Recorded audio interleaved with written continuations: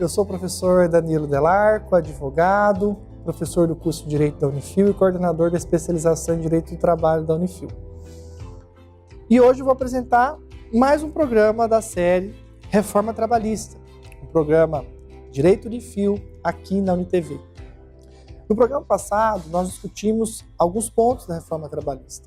E hoje nós vamos discutir outros pontos da reforma trabalhista. Como eu disse no programa passado, são vários pontos de alteração. Foram mais de 100 dispositivos alterados nessa reforma, que vai passar a vigorar dia 11 de novembro. Então nós estamos tratando de alguns pontos pontuais mesmo, algumas questões que vão interferir diretamente na vida do trabalhador e também do empregador. Bom, o primeiro ponto de hoje é o banco de horas, é um tema dentro da jornada de trabalho. A gente sabe que o limite máximo que um trabalhador brasileiro pode fazer é 8 horas diárias e 44 horas semanais. Normalmente no Brasil, essa jornada é feita de segunda a sexta, 8 horas, e no sábado, 4 horas. Algumas empresas, às vezes, precisam trabalhar um pouco mais numa época, porque, por exemplo, uma empresa de chocolate vende mais na Páscoa, então trabalha um pouco mais, em outras épocas do ano tem que trabalhar um pouco menos. Então, hoje, vigora no Brasil a possibilidade do banco de horas, só que hoje o banco de horas só pode ser realizado por intermédio do sindicato, através de uma negociação coletiva. Então, uma empresa, como eu disse, de chocolates, que precisa trabalhar mais na época da Páscoa, trabalhar menos na época agora, outubro, novembro, ela vai ao sindicato, vai tentar uma negociação coletiva, fazer um acordo coletivo para instaurar um banco de horas, instituir um banco de horas dentro da empresa. Isso, então, hoje, o Tribunal Superior do Trabalho, na súmula 85, no item 5 dela, só admite o banco de horas por meio de negociação coletiva. Com a reforma trabalhista, a partir de 11 de novembro, como é que vai ficar? A empresa pode fazer o banco de horas, tá? Não precisa do sindicato.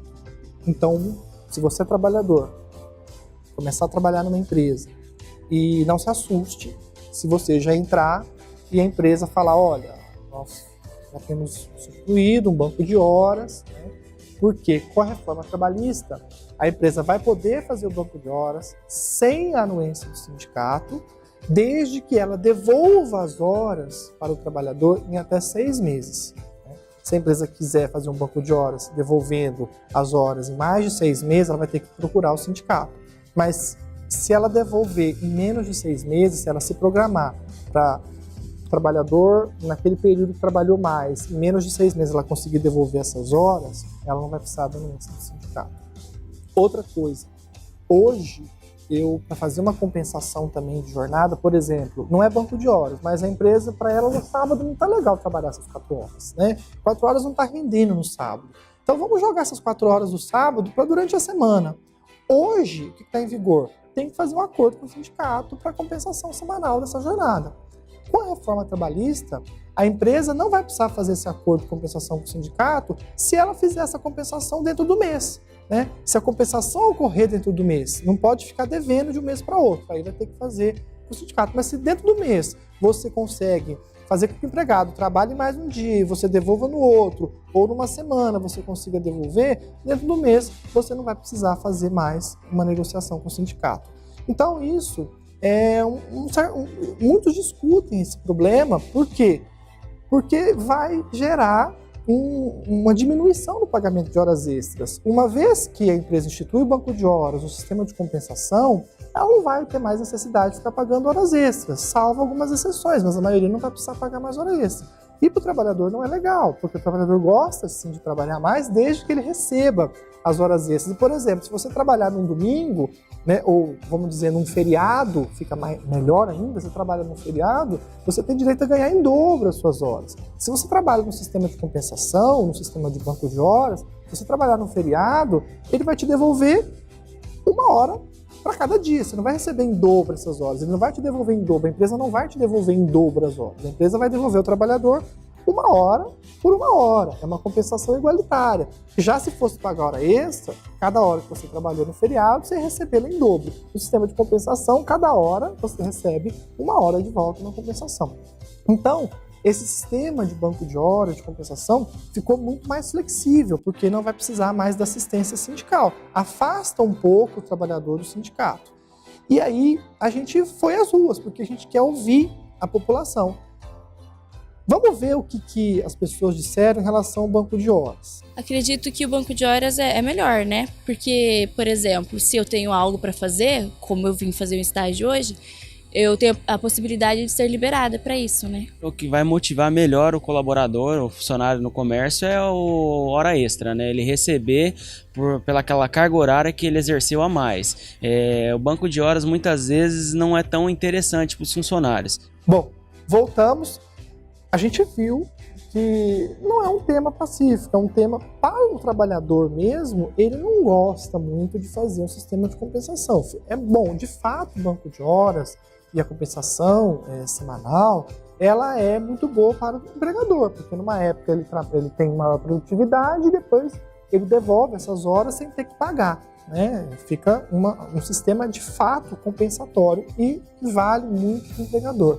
Então é um tema que realmente está em alta discussão, uma discussão bem forte, e os sindicatos estão tentando criar meios para que isso diminua um pouco, as empresas não façam de uma maneira maliciosa.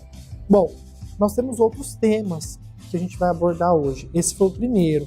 Agora nós vamos falar um pouquinho sobre a questão do dano moral. Como é que ficou a questão do dano moral? Bom, o dano moral hoje, ele é muito pedido nas ações trabalhistas, né?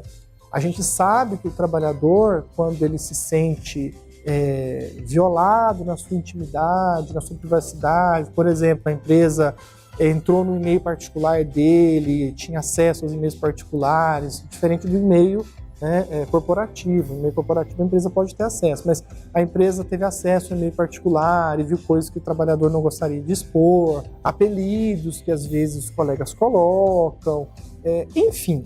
Existem várias situações que podem gerar constrangimento no ambiente de trabalho. E hoje as ações trabalhistas, praticamente toda ação que você vê, tem lá um pedido de dano moral. Isso ficou muito banalizado, né?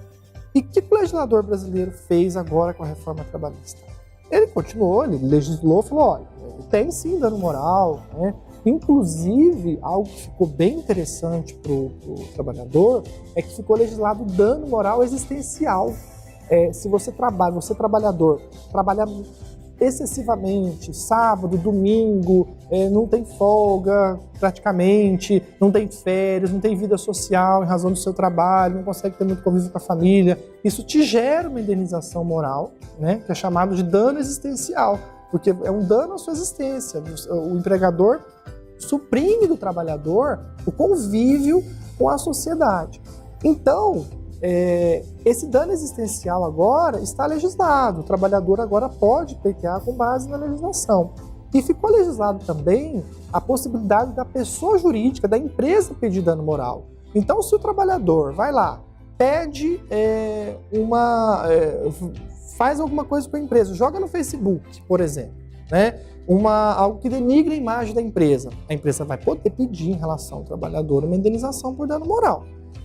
E qual foi o problema? O grande problema e a grande discussão é que houve uma tarifação, um limite para o dano moral. Então, por exemplo, um trabalhador. Então, pense você, se você é trabalhador, quem está nos assistindo, está numa empresa, trabalhador, e sofre um dano moral, o juiz vai ter alguns requisitos para avaliar se esse dano moral foi leve, foi médio, foi grave ou foi gravíssimo. Se esse dano moral foi leve, o trabalhador vai ter direito a receber até 3 salários contratuais. Então, se o trabalhador ganha R$2.000, o dano moral que ele sofreu foi leve, ele vai ter direito a ganhar até R$6.000. Se o dano moral que o juiz entendeu que foi médio, conforme os requisitos que o juiz avaliou, ele vai poder receber até 5 vezes o salário contratual. Se o salário contratual dele é R$2.000, ele vai poder receber até R$10.000. Se foi um dano grave, ele vai poder receber até 20 vezes o salário contratual. Se é R$2.000, até R$30.000. Se for um dano moral gravíssimo, o trabalhador vai poder receber até 50 vezes o salário contratual, até R$100 mil. Se reincidir, esse valor aumenta. Dificilmente vai acontecer uma reincidência, mas se reincidir, o valor aumenta. Então, nós temos um limite. E isso é muito questionado, porque o dano moral ele tem que ser medido pela extensão do dano. Não tem como o juiz ou qualquer pessoa prever a intensidade do constrangimento moral que o trabalhador ou que a pessoa jurídica teve. Porque se a pessoa jurídica sofreu dano moral, ela também vai poder cobrar do trabalhador ilimitado ao salário contratual do trabalhador. O limite também vai ser o salário contratual. Então o trabalhador vai ter que pagar até 6 mil, enfim, se o salário contratual dele é R$2 mil, como nós vemos no exemplo, ele também vai ter que pagar o dano moral à pessoa jurídica. Então, não dá para você sopesar. Como que eu vou considerar, por exemplo, uma pessoa que morre na empresa e os herdeiros, sucessores vão pleitear uma indenização moral? Vai ser limitado a 50 salários mínimos? Então, isso é bastante questionado. Mas, em contrapartida, vários entendem o seguinte, que como tem muita ação trabalhista, os juízes precisam de algum parâmetro, né? De decidir. Os valores hoje estão sendo muito díspares. Tem ação idêntica a uma aqui no Paraná que um juiz deu 10 mil, outra em São Paulo que o juiz deu 50 mil, e as situações são muito parecidas. Então, como está muito díspare, alguns defendem que isso vai dar uma empalada, né? Vai tentar minimizar essas relações, essas situações muito díspares que estão acontecendo hoje. Então, a partir de 11 de novembro, nós temos essa possibilidade, ou seja, vai vigorar essa tarifação.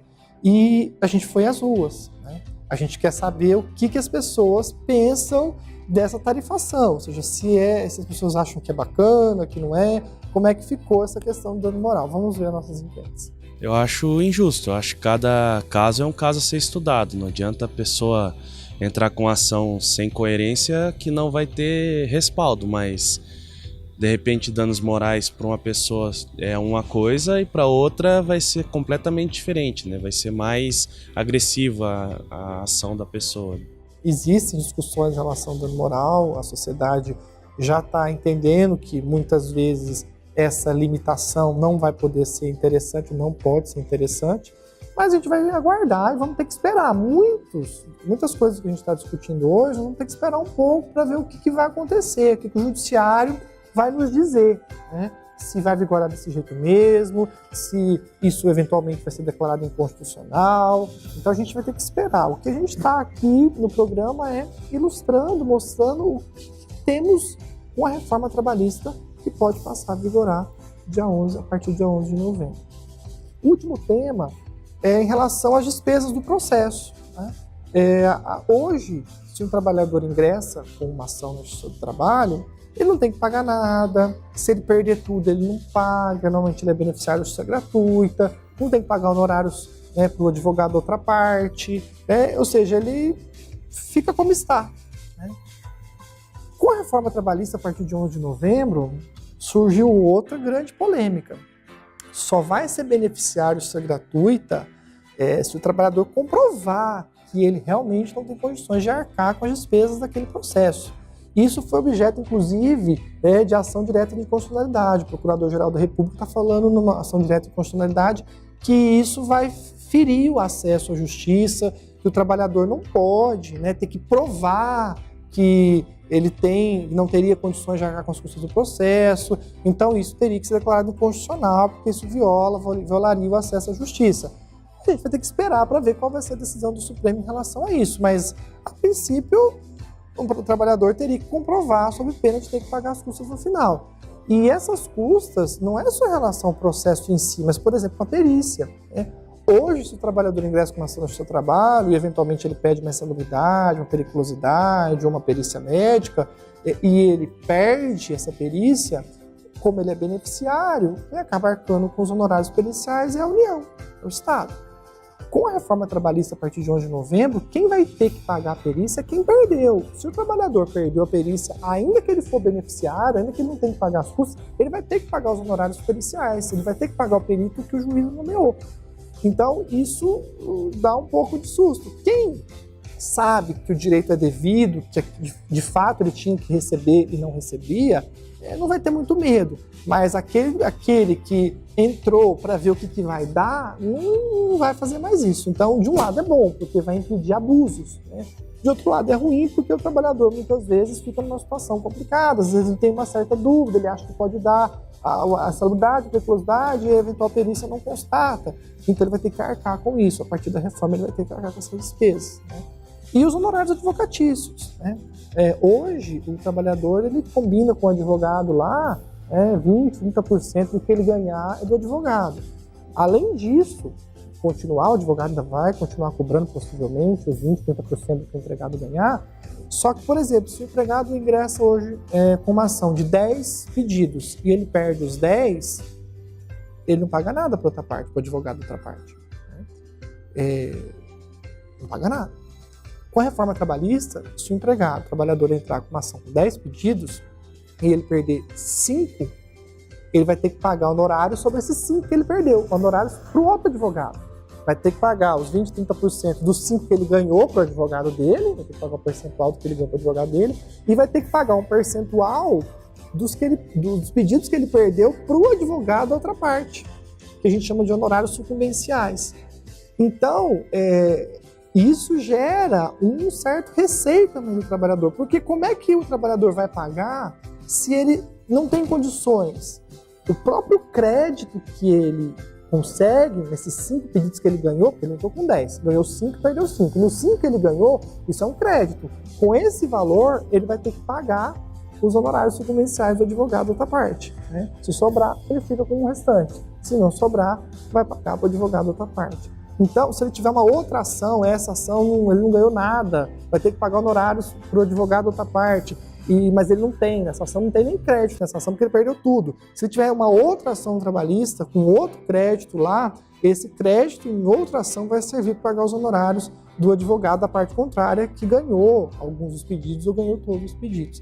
Então, essa questão dos honorários sucumbenciais, inclusive honorários de pagamento, né, para outra parte, isso já gera bastante polêmica. A gente foi às ruas, a gente quer ouvir em relação às custas, o que as pessoas acham, se isso vai intimidar, se os trabalhadores vão deixar de entrar na justiça por causa de ter que pagar custas, pagar honorários, que as pessoas pensam em relação a isso. Vamos às enquetes e a gente já volta. Se a pessoa se sente lesada por parte do empregador, ela tem que ter um respaldo na justiça quanto a isso. Então, eu acho que qualquer custo seria válido, desde que ela tenha certeza de que é justa a causa que ela está pedindo também. Se você começa a dizer, olha, se você entrar com uma ação, você vai ter que pagar alguma coisa, você cerceia o direito daquele trabalhador. E isso, na minha opinião, é péssimo, né? Você cercear o direito de alguém entrar com uma ação, né? Isso fere princípios constitucionais, né? Então, infelizmente, não é uma coisa legal. Bom, voltamos e nesses 2 programas, eu acredito que deu para a gente perceber que a gente tem uma certa discussão, né? O tema está realmente sendo bem debatido e a gente vai ter que esperar muitas coisas a partir de 11 de novembro para aguardar um posicionamento do judiciário, para ver o que realmente, como que vai começar a vigorar essas regras, nos contratos em curso isso já vai passar a vigorar, ou se só nos novos contratos. Então a gente, nos processos que estão em andamento, também já vai passar a vigorar as regras de processo, que normalmente sim, mas vamos ter que aguardar muita coisa para a gente ter uma resposta do judiciário. De qualquer maneira, esses 2 programas tiveram, o programa anterior e esse, o objetivo de esclarecer alguns pontos para você, cidadão, seja trabalhador, né? A gente sempre fala você no sentido de que a maioria que nos assiste é trabalhador, mas nós temos muitos empregadores que nos assistem também. Então, foi muito de esclarecer para você empregador, para você trabalhador, sobre os nossos temas da reforma trabalhista. Não dá para a gente abordar todos os temas, mas eu acredito que deu para dar uma esclarecida em relação a alguns temas. Eu agradeço mais uma vez a tua audiência e conto com a participação de vocês nas nossas redes sociais. Muito obrigado, até mais.